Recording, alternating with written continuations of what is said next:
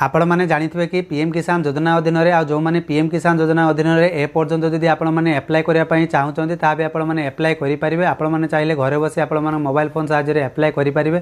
तो apply procedure बर्तमान सुधा ठीक थे आपंकर चेंज हो जाए। जदि मैंने एप्लाय करने चाहूँगी कहीं आपने जानिथिबे जो मैंने ई श्रम कार्ड हिताधिकारी थे कहीं से नुआ राशन कार्ड से ना एमती घरे जो मेम्बर थे 2-3 जन तांकर ना रे एमती भी आसी राशन कार्ड। जदि राशन कार्ड टी आपण मैंने डाउनलोड करि पारु नांदी किंबा आपण मानकर पंचायत वाइज आपण मानकर लिस्ट रे आपण मानकर बाहर सालानी तो यह को आपण माने किपरि अप्लाई करिवे। आ जो माने सीएम किसान पाउथिले जदि आपण माने पीएम किसान योजना अप्लाई करि दैचंती आपण मानकर फॉर्म टी रिजेक्ट हो जाइछि ताहाको मध्ये किपरि ठीक करिवे सब किछि वीडियो रे आपण मानको आलोचना करिवे। आ पीएम किसान योजना अधीन रे जो माने अप्लाई करिया पई चाहउचंती तो समय सीमा लास्ट डेट टी मध्ये रहिछि 31 डिसेम्बर जहाँकि सूचना गणमाध्यम रिपोर्ट अनुसार जना मिली जहाँकि ऑफिशियल एक्स ट्विटर हैंडल मध्ये प्रकाश पाई साराणी। आपण मैंने जदि चाहूँगी या किपरि अप्लाई करा आपण मानकर केते टंका एथिरे मिलता है बहुत सारा हिताधिकारी एपर्यंत जानी ना आपण मानकर सीएम किसान पीएम किसान योजना अधीन में आपण मानक केते टंका मिलुची ता आगे आपण मानक ए वीडियो रे जणैदेबी।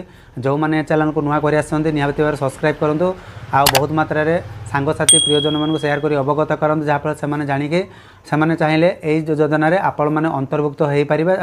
जेकोसी जनसेवा केंद्र को जाइके आपण माने चाहिए नुआ करी अप्लाई मध्य करि पारिबे। तो कौन रही आज अपडेट चलतु डेरी नक वीडियो स्टार्ट करी। तो ये आपण माने देखि पारथिबे सीएम ओडिशा जे कि चीफ मिनिस्टर अच्छा ओडिशा रे मोहन चरण मांझी तांकर एक्स ट्विटर हैंडल एक नोटिस प्रकाश पाई सारे चाषी हित में राज्य सरकार पीएम किसान योजना स्वतंत्र अभियान अवधि 31/12/2024 पर्यंत वृद्धि होती। ग्रामांचल और सहरांचल सबु वर्गर भूमिधारी यह द्वारा विशेष उपकृत हेबे। जो माने सीएम किसान योजना रे अप्लाई करने चाहूँगी तो आपण मानकर प्रति ब्लॉक वाइज प्रति पंचायत वाइज आपण मानकर लिस्ट बाहर साराणी देखि पारथि एडिशनल अलॉटमेंट एसएफएसएम माने स्टेट सिक्योरिटी एक्ट आपण मानकर जो रही राशन कार्ड तो डीलर ना रहिबो आपण कार्ड नंबर रहिबो तो आपण मानकर नेम रहिबो जीपी रहिबो मेंबर रहिबो अलॉटमेंट नंबर रहिबो जहाँकि जते जन मेंबर अछंती तो यही जो मानकर कार्ड नंबर टी अच्छी आपण मैंने ऑनलाइन रे डाउनलोड करि पारनांती किंबा आपण राशन कार्ड पाई पारनांती चाहिए आपण मैंने सीएम किसान योजना रे अधीन रे आपण मैंने अप्लाई करि पारिबे। तो अप्लाई प्रोसीजर आपण मानकु जणैबी आपण मैंने जानि दियंतु। सीएम किसान किंबा पीएम किसान पोर्टल को जदि आसबा को चाहउचंती डिस्क्रिप्शन तळे आपण मानकु लिंक दे देबे से लिंक साहाय्य रे आपण मैंने ए वेबसाइट को पळि आसीबे। तो आपण मैंने जानिथिबे कि सीएम किसान पीएम किसान योजना अधीन रे जो आपण मैंने टंका सहायता राशि पाउचंती तो आपण मैंने याको जानिबा को पड़िबो काइना बहुत हिताधिकारी एपर्यंत जानि नाहांती।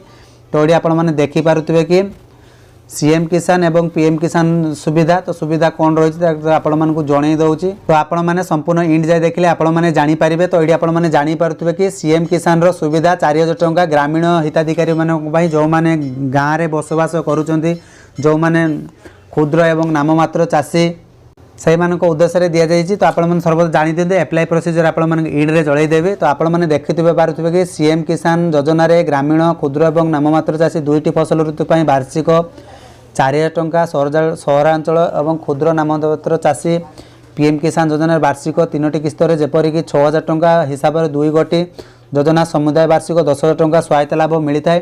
तो आपण मैंने जानी पारुथिबे कि सीएम किसान और पीएम किसान जो माने ग्रामीण शहर हिताधिकारी ग्रामीण हिताधिकारी तो आपण मैंने ये आपण मैंने पैसाटी पाई थांती। आपण मैंने जानिथिबे कि आउ किछि थिबे मध्यम किंबा बृहत चाषी जो मानकर जल जमी जागा बहुत थिबो तो सेमानक लागि तो आपण मैंने देखि दियंतु। एठी आपण मैंने देखि पारथिबे पीएम किसान रो सुविधा ग्रामीण एवं शहर जो माने 6000 टंका रे आर्थिक सहायता पाउचंती पीएम किसान योजना अधीन रे। तो ग्रामांचल सहरांचल थिबा भूमिधारी योग्य मध्यम एवं चाषी माने पीएम किसान योजना अधीन में समान किस्ती रे वार्षिक 6 टंका आर्थिक सहायता लाभ करें कारण से माने केवल पीएम किसान योग्य हिताधिकारी हो पारे।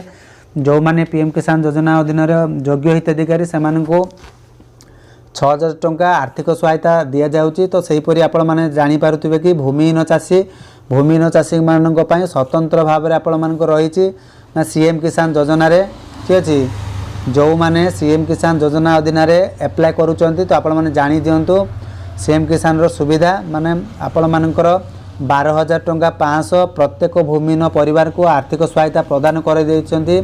तो आपण माने एठी देखि पारुथिबे कि सीएम किसान योजना अधीन में ग्रामांचल योग्य भूमिहीन कृषि परिवार को 12,500 टंकार जीवन जीविका सहायता 3टी किस्ती रे प्रदान करा जिवो जहा द्वारा से माने कौनसी कृषि व आनुषंगिक वृत्ति ଆପଣେଇ ପାରିବ ବା ଆର୍ଥିକ ସ୍ଥିତିର ଉନ୍ନତି ଆଣିପାରିବ। ଏଇଠି ଆପଣମାନେ ତଥ୍ୟଟି ଜାଣିପାରିଲେ। ବହୁତ ସାରା ହିତାଧିକାରୀ ଆପଣମାନେ ଜାଣିଥିବେ କି ଏଥିରେ ସିଏମ୍ କିଷାନର ଯୋଗ୍ୟତା ମାନଦଣ୍ଡ କ'ଣ ରହିଛି, ତାହା ବି ଆପଣମାନଙ୍କୁ ଜାଣିବା ନିହାତି ବାଧ୍ୟତାମୂଳକ। କାହିଁକିନା ଆପଣମାନେ ଯେଉଁ ଫର୍ମଟି ଆପ୍ଲାଏ କରୁଛନ୍ତି, ବହୁତ ସାରା କ୍ଷେତ୍ରରେ ଆପଣମାନଙ୍କର ଫର୍ମଟି ରିଜେକ୍ଟ କରିଦିଆଯାଉଛି। ତ ରିଜେକ୍ଟଟି ଜାଣି ନିଅନ୍ତୁ, ଯୋଗ୍ୟତା ମାନଦଣ୍ଡ କେଉଁମାନେ ଯୋଗ୍ୟ ବିବେଚିତ ହୋଇପାରିବେ।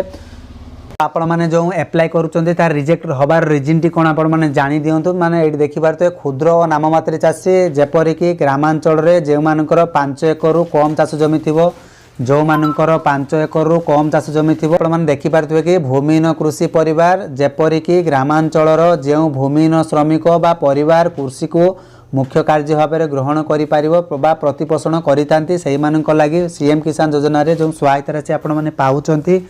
ତ ଆପଣମାନେ ଜାଣିଥିବେ କି ଯୋଗ୍ୟତା ମାନଦଣ୍ଡ ଉପରେ କହିବାକୁ ଗଲେ ଉଭୟ ଉପାଦାନ ପାଇଁ ଆବେଦନକାରୀ ନିଶ୍ଚିତ ଭାବରେ ଓଡ଼ିଶାରେ ସ୍ଥାୟୀ ବାସିନ୍ଦା ହେବା ଆବଶ୍ୟକ।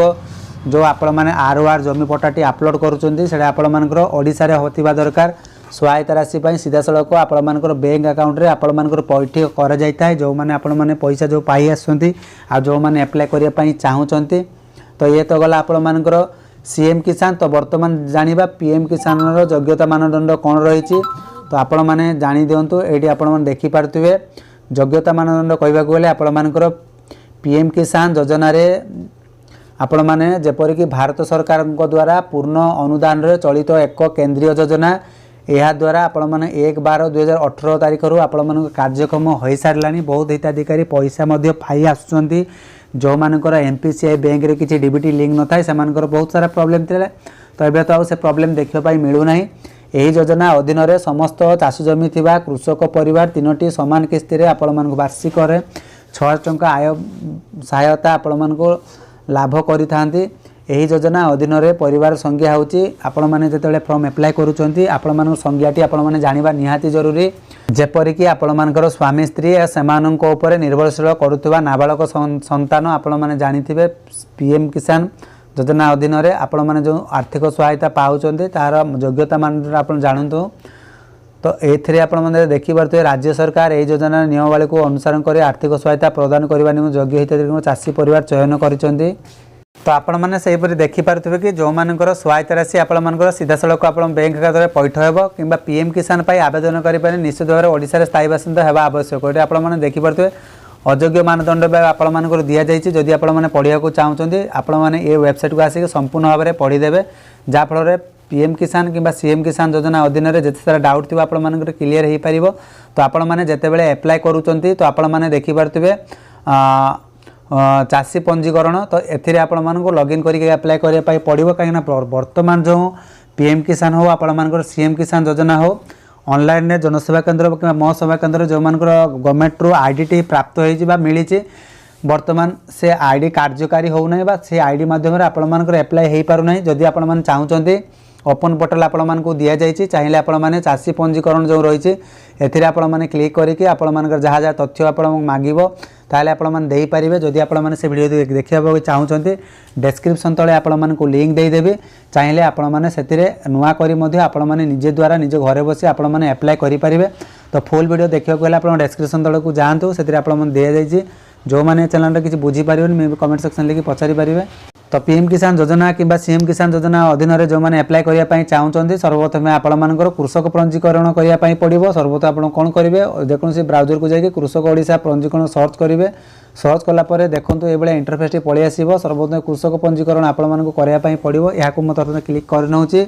କ୍ଲିକ୍ କଲା ଅବଧିରେ ଏଥିରେ ଯାହା ଯାହା ଆପଣମାନଙ୍କୁ ଡକ୍ୟୁମେଣ୍ଟ ଲାଗିବ ଇଣ୍ଡିଭିଜୁଆଲି ଆପଣମାନେ ଦେଇଦେବେ, କିଛି ଅସୁବିଧା ନାହିଁ। ଯଦି ଆପଣମାନେ ସେ ଭିଡ଼ିଓଟି ଦେଖିବା ପାଇଁ ଚାହୁଁଛନ୍ତି, ଯଦି ଆପଣମାନେ ରେଜିଷ୍ଟ୍ରେସନ୍ କରିବା ପାଇଁ ଚାହୁଁଛନ୍ତି ତାହା ବି ଆପଣଙ୍କ ଭିଡ଼ିଓ ଡେସ୍କ୍ରିପ୍ସନ୍ ତଳେ ଏକ ଲିଙ୍କ୍ ମିଳିଯିବ। ସେଥିରେ ଚାହିଁଲେ ଆପଣମାନେ କୃଷକ ପଞ୍ଜୀକରଣ କିପରି କରାଯାଏ ତାହା ବି ଆପଣମାନେ ଦେଖିପାରିବେ।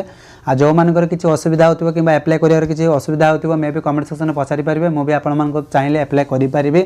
ତ ଆପ୍ଲାଏ କରିବାର ପ୍ରୋସିଜର୍ କିଛି ଚାର୍ଜ ରହିବ, ଯଦି ଆପଣମାନେ ପେ କରିପାରିବେ ତାହେଲେ ଆପଣମାନଙ୍କୁ ସମ୍ପୂର୍ଣ୍ଣ ଭାବରେ ଆପ୍ଲାଏ କରି सक्सेस कराइदेवी। तो ये आज संपूर्ण अपडेट आशा करुँच भिडियो द्वारा संपूर्ण सूचना जानीपार जो मैंने फिर भी बुझीपार ना कमेंट सेक्शन लिखी निहाती भाव पचारि पारे। तो से पर्यंत रोचे बाय बाय टेक केयर।